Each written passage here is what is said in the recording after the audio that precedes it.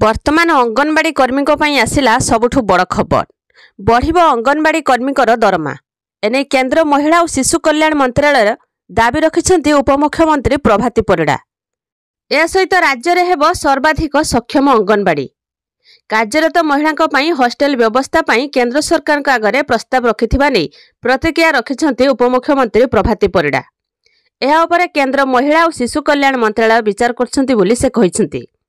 राजस्थान उदयपुर में आयोजित चिंतन शिविर कार्यक्रम में जोगदे केंद्र सरकार आगे एपरी प्रस्ताव रखिछन्ति उपमुख्यमंत्री तथा ओडिशा महिला और शिशु विकास मंत्री।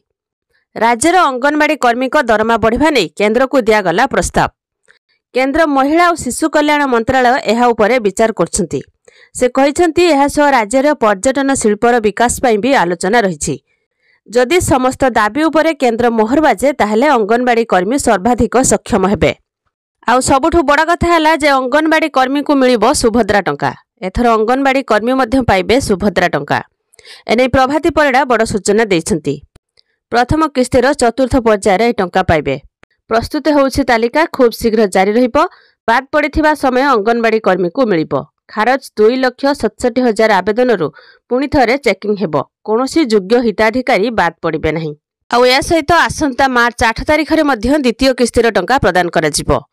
पूर्वरु समस्त योग्य हिताधिकारी को प्रथम किस्तिर टंका प्रदान करने को राज्य सरकार लक्ष्य धार्य रखिछन्ति।